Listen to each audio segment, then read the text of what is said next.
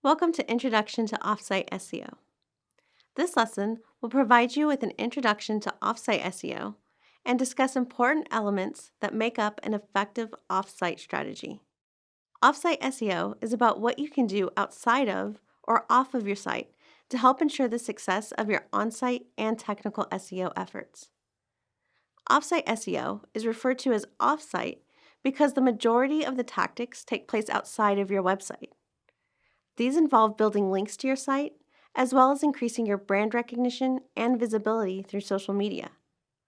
By the end of this lesson, you'll be able to understand high page rank and earning site authority through search engines.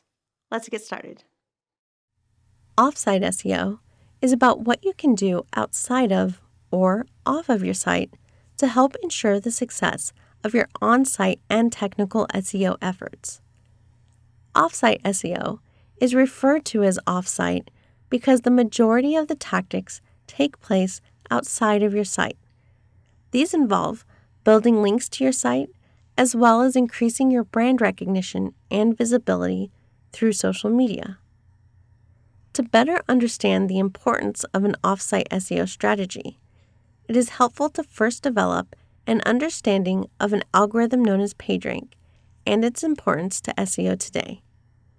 We will also discuss other link and authority measurement tools. While the usage of the term PageRank has declined, you will still hear references to it from other SEOs or clients. We now don't track authority of a site by its PageRank, but the concept of gaining authority through offsite SEO efforts is similar, so the history of PageRank is important to understand. PageRank, developed by Larry Page, was an algorithm that analyzed links throughout the web to help determine the relative importance or popularity of a website. Each time a website links to another website, this link is counted as sort of a vote. So if website A linked to website B, this would count as website A endorsing website B's usefulness and importance.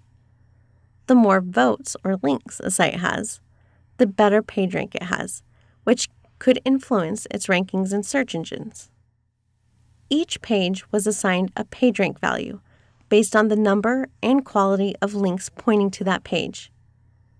PageRank was scored between a 0 and a 10, and moving up from one rank to another increases exponentially. All new websites started at 0, and only very well-known authoritative sites rise to 10. For example, Twitter.com would be a PageRank of 10. As you gain more PageRank, the level of effort required to gain the next level of PageRank increases. The more PageRank a page has, the more PageRank it passed to your site. This passing of PageRank was known as link juice, and this link juice flowed from sites linking to you as well as throughout your own site, based on what internal pages you are linking to. Today, this concept is referred to as a page's authority, which is made up of many things, including links. In the past, the PageRank of a page was public knowledge. All you had to do was use many of the free PageRank check tools available online or as a browser add-on. This publicly available view of PageRank was called Toolbar PageRank, and wasn't always that trustworthy because it was updated very irregularly. Google admitted they had an internal PageRank score not shown to others that was updated more frequently. However, in 2013, Google updated Toolbar PageRank for the last time.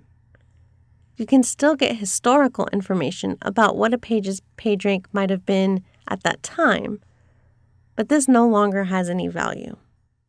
We can only make assumptions as to what a page's authority score may be now that PageRank is gone, and what factors Google uses to create that authority metric.